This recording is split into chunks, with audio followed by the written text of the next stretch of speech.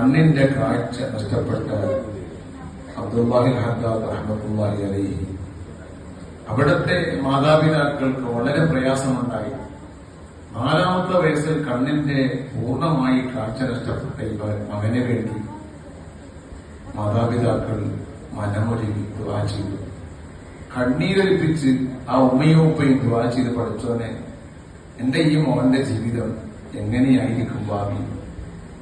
പിന്നീട് ആ മാതാപിതാക്കളുടെ ദുആ കാരണമായിരിക്കാം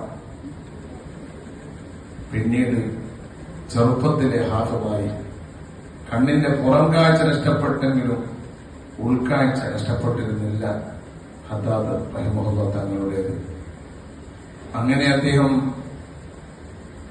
ഇദ്ദേഹത്തോട് വളർന്നു വരുന്ന സമയത്ത് തന്നെ നല്ല പാണ്ഡിത്യത്തോടെയും നല്ല തത്വയിലധിഷ്ഠിതമായ ജീവിതം നയിച്ചു വന്നപ്പോ മറ്റുള്ള പണ്ഡിതന്മാർക്കും യമനിലെ പണ്ഡിതന്മാർക്കും വലിയൊരു ഇഷ്ടമായിരുന്നു. കണ്ണിന് കാഴ്ച നഷ്ടപ്പെട്ടിട്ട് പോലും ചെറുപ്പത്തിൽ തന്നെ ഖുർആൻ മനഃപ്പാഠമാക്കിയ അബ്ദുല്ലാഹിൽ ഹദ്ദാദ് റഹ്മത്തുള്ളാഹി അലൈഹി എല്ലാ പണ്ഡിതന്മാരുടെയും സഹായമുണ്ടായി. അദ്ദേഹം പഠിച്ചു, വലിയ പണ്ഡിതനായി. മാത്രമല്ല, ഖുർആനിൽ നിന്നും ഹദീസിൽ നിന്നും ചികഞ്ഞെടുത്ത ദിക്റുകളാണ് നമ്മുടെ ഹദ്ദാദിന്റെ ക്രോഡീകരിച്ചത്. ഹദ്ദാദിന്റെ ദിക്റുകൾ ചൊല്ലുന്ന സമയത്ത് നമുക്കറിയാം, ഒരുപാട് നല്ല നല്ല ദിക്റുകളാണ്, ഒരുപാട് പ്രാർത്ഥനകളാണ് ദിക്റുകൾ. അസ്ലഹല്ലാഹു ഉമൂറൽ മുസ്ലിമീൻ സറഫല്ലാഹു ശർറൽ മുഅ്മിനീൻ, നല്ലൊരു ദിക്റാണ്. എന്താണ് അതിന്റെ അർത്ഥം?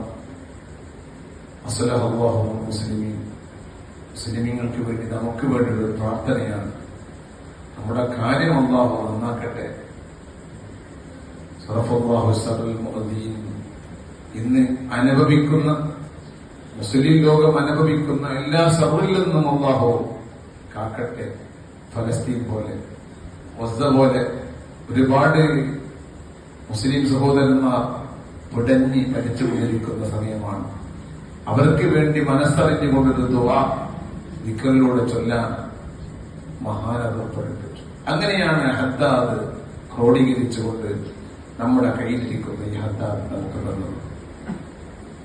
ആ സാത്വികനായ പണ്ഡിതൻ. അതുകൊണ്ടാണല്ലോ യമനിൽ നിന്ന് ഒരുപാട് പണ്ഡിതന്മാർ സാദാത്തുക്കളും കേരളത്തിലേക്ക് വരികയും അങ്ങനെ കേരളത്തിലും ലക്ഷദ്വീപിലും എല്ലാ പള്ളികളിലും മുടങ്ങാതെ ഒരു കാലത്ത് ഇശാ നിസ്കാരത്തിന് ശേഷം പതിവായി ചൊല്ലിയിരുന്ന ദിക്റാണ് ഏത് ദിക്ർ?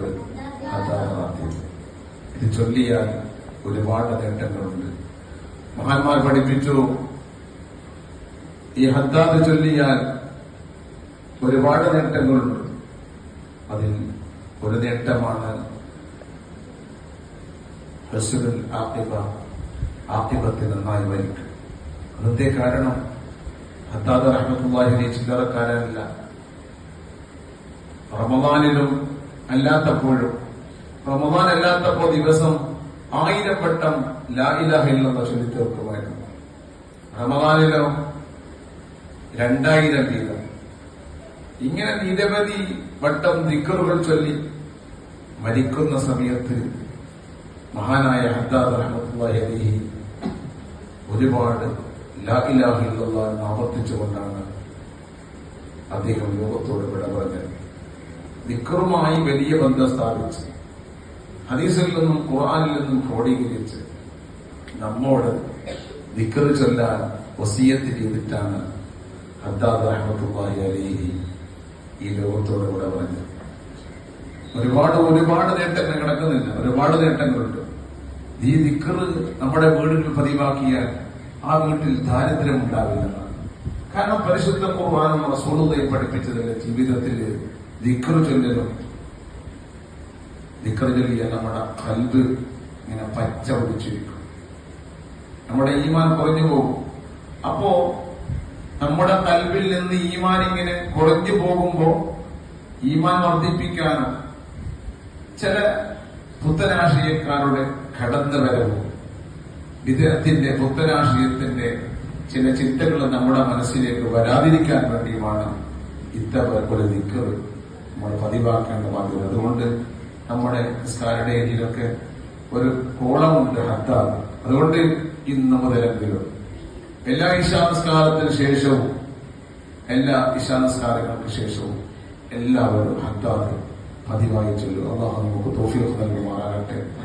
വലിയ മഹത്വമുള്ള ജീവിതത്തിൽ വിജയം കരസ്ഥമാക്കാൻ കഴിയുന്ന ആത്മീയമായി ഒരുപാട് മുന്നേറാൻ കഴിയുന്ന ഒരു ദിക്റാണ് ഹദ്ദാദ് റാത്തീബ്. അതുകൊണ്ട് എല്ലാവരും പതിവായി ഹദ്ദാദ് ചൊല്ലണം, അതിനുവേണ്ടി ശ്രമിക്കണം. അല്ലാഹു നമുക്കൊക്കെ തൗഫീഖ് നൽകുമാറാകട്ടെ. ആമീൻ വറഹ്മത്തുക യാ റഹ്മാൻ റഹീം.